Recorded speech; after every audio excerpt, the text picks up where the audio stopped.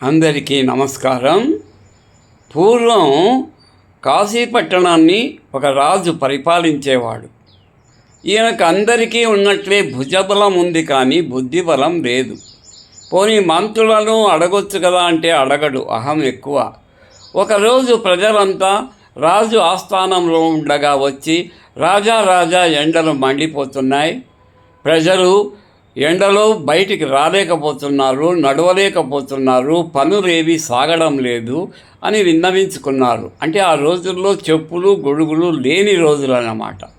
సరే, ఈ రాజు మంత్రిని అడగొచ్చు కదా, లేదు, సొంత నిర్ణయం తీసుకున్నాడు. కాశీ పట్టణం అంతా పట్టుపరుపులు పరిపించండి, పైన అంతా డేరాలు వేయించండి అని ఆజ్ఞాపించాడు. ఎంత డబ్బు కావాలి?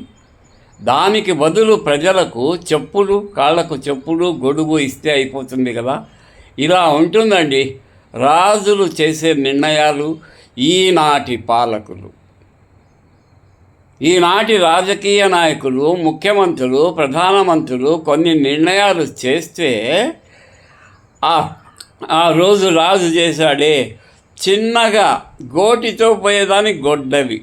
మొత్తం కాశీ పట్టణం అంతా ఎవరైనా పట్టుపరుపులు ఎంత కావాలి, డేరాలకు ఎంత కావాలి, ప్రతి ఒక్కరికి చెప్పులు గొడుగు ఇచ్చింటే అయిపోయేది కదా. అలా ఉంటుంది.